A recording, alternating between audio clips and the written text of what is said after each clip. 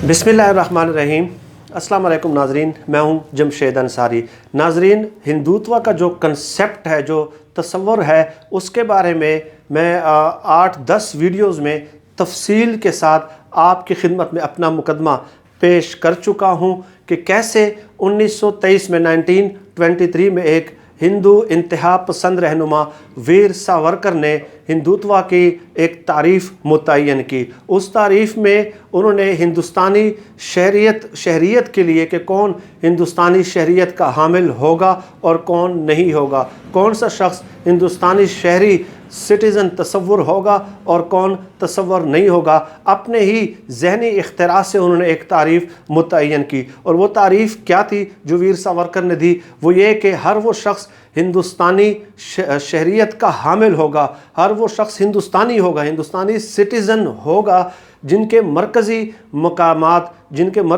जो मकामात हैं वो हिंदुस्तान के अंदर होंगे। इस तारीफ़ का सीधे सादा मतलब ही यही था कि मुसलमानों को और ईसाइयों को हिंदुस्तानी शहरियत से खारिज कर दिया जाए,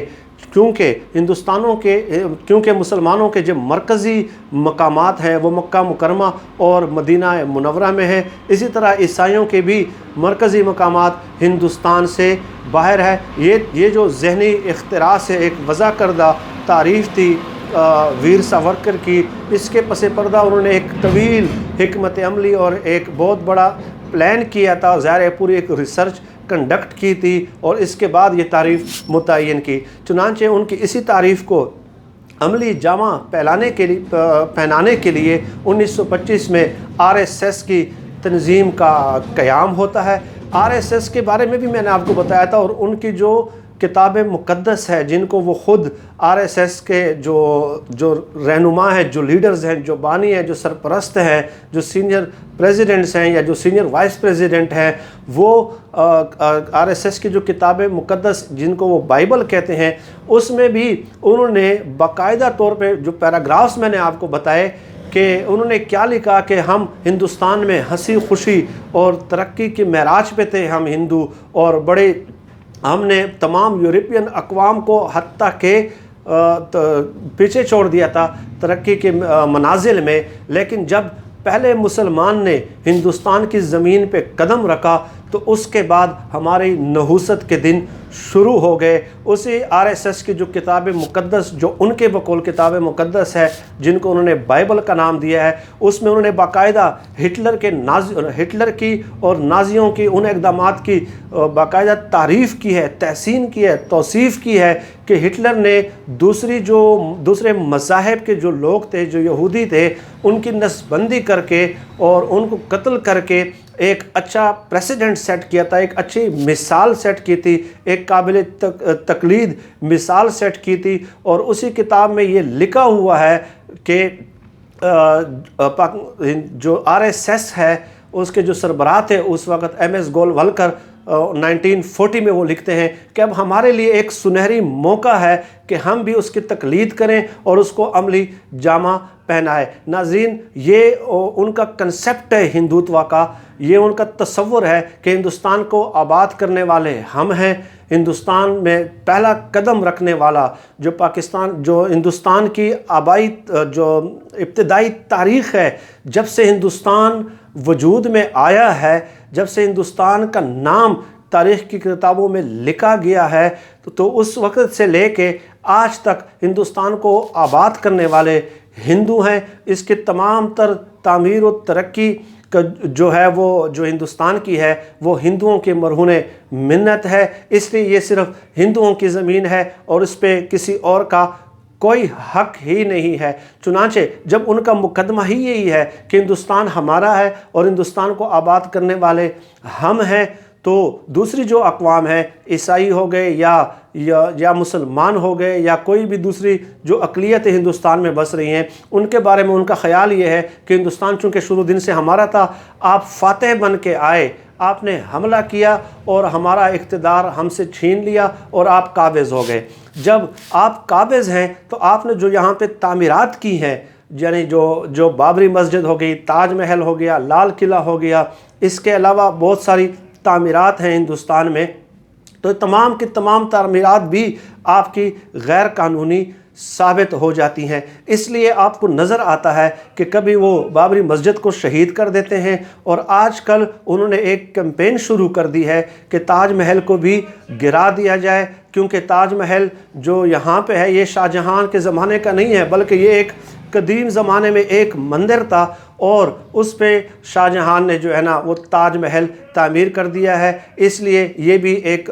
قبضہ ہے، اس لیے اب یہ بھی ہمارا نیکسٹ ٹارگٹ ہے، اور اس کو بھی ہم گرائیں گے۔ ناظرین، یہ ایک فلسفہ ہے، آپ یہ بات ہمیشہ یاد رکھیں کہ جب کوئی قوم پسماندہ ہوتی ہے، ذہنی طور پر احساس شکست سے دوچار ہوتی ہے، دوسری اقوام سے مقابلہ نہیں کر سکتی، تو اسے پسماندگی کی وجہ سازشوں میں نظر آتی ہے۔ ان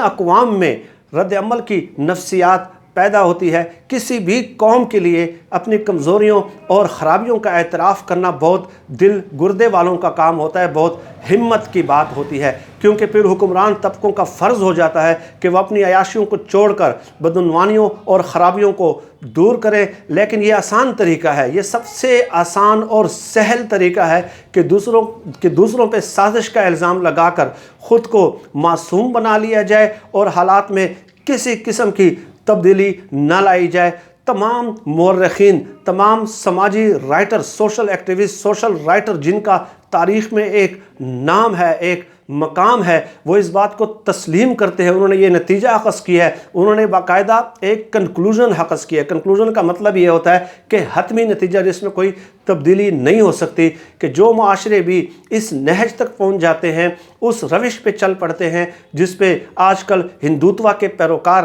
چل رہے ہیں، تو ایسے معاشرے ذہنی ارتقاء کے لحاظ سے جمود کا شکار ہو جاتے ہیں، اور نت نئے نظریات اور افکار کا جنم وہاں پہ ختم ہو جاتا ہے۔ یہی آپ ہندوستان میں آج کل دیکھ رہے ہیں، اور ہندوستان اگر ایسا اس روش پہ چلتا رہے تو وہ مسلمانوں کو تو ختم نہیں کر سکتا، مسلمانوں کے مذہبی مقامات کو، مرکزی مذہبی مقامات کو تو کوئی گزند نہیں پہنچا سکتا، لیکن وہ خود ان کا جو سماج ہے وہ جمود کا شکار ہو جائے گا۔ اور اس کا نت نیا مظاہرہ جو میں نے آج آپ کے سامنے مقدمہ پیش کیا، اور اس سے پہلے بھی 8-10 ویڈیوز میں آپ کی خدمت میں پیش کر چکا ہوں، جو ہندوتوا کا کنسیپٹ ہے کہ تمام ہندوؤں کے علاوہ جتنے بھی اقوام، جتنے بھی مذاہب کے لوگ ہیں، وہ سب کے سب قابض ہیں۔ اور آج 2-3 دن پہلے کی خبر ہے کہ حضرت عیسیٰ علیہ السلام کا جو مجسمہ ہے بنگلور کے قریب کرناٹکا میں، مودی اور ہندو انتہا پسندوں نے، ہندوتوا کے پرچارک لوگوں نے کرین کے ذریعے وہ جو حضرت عیسیٰ علیہ السلام کا جو مجسمہ ہے وہ ہٹا دیا ہے۔ یعنی اب ہندوتوا کا جن بدستور دوسری اقلیتوں کی طرف بھی بڑھنے لگا ہے، اور یہ ایک انتہائی خطرناک صورتحال ہے۔ یہی کام خدا نہ خواستہ پاکستان میں ہوتا ہے۔ میں خدا نہ خواستہ اس لیے کہہ رہا ہوں کہ پاکستان تمام اقلیتوں کا، ان کے جائز مذہبی حقوق کا خیال کرتا ہے، تحفظ کرتا ہے، بلکہ ہمارا اسلام تو تمام انبیاء پہ ایمان لانا ضروری ہے۔ اسلام میں داخل ہونے کے لیے 1,24,000 کم و بیش پیغمبر ہیں، ان تمام پہ ایمان لانا بھی، ان کو تسلیم کرنا، ان کے معصومیت کو تسلیم کرنا بھی، یہ بھی ہمارے ایمان کا لازمی جزو ہے۔ لیکن اگر یہ اس طرح کا کوئی واقعہ پاکستان میں ہوتا تو پورے خود ہی پاکستان کی چند تنظیمیں اور جو ہیومن رائٹس کی تنظیمیں ہیں، خود عیسائی دنیا، یورپی دنیا پاکستان پہ ہر طرف سے حملہ آور ہونا شروع ہو جاتی ہے۔ خود پاکستانی میڈیا بھی اس اقدام کے مذمت میں سامنے آنا شروع ہو جاتا، لیکن پوری عیسائی دنیا آج مودی کے اس اقدام پہ خاموش ہے کہ آپ نے حضرت عیسیٰ علیہ السلام کا جو مجسمہ ہے جو بنگلور کے قریب کرناٹکا میں، اسے کرین کے ذریعے کیوں ہٹایا گیا ہے۔ میرے خیال میں ہمارے پاکستانیوں کو اس قسم کے اقدامات کی مذمت کرنی چاہیے، اور ہم کرتے بھی ہیں الحمدللہ۔ تمام اس قسم کے اقدامات کی جو کسی بھی اقلیتوں کے جائز مذہبی حقوق کی نفی کرے، پاکستان ہم پاکستان اس قسم کے اقدامات سے دور رہتا ہے، اور پاکستان کو ہندوتوا کا جو اصل چہرہ ہے گلوبل لیول پہ، عالمی فورمز پہ دکھانے کے لیے اس قسم کے جو واقعات ہے اس کو پورٹرے کرنا چاہیے، اس کے اوپر مباحث ہونے چاہیے، مکالمہ ہونا چاہیے، ٹی وی سکرینز پہ نظر آنا چاہیے، اخبارات میں آرٹیکلز لگنے چاہیے، کیونکہ پاکستان کو اور پوری مسلم دنیا کو مودی نے خود ایک بہترین موقع فراہم کیا ہے کہ ہندوتوا کا اصلی چہرہ، اصلی روپ پوری دنیا کو دکھایا جائے۔ اللہ ہم سب کا حامی و ناصر ہو۔ پاکستان زندہ باد۔ اللہ حافظ۔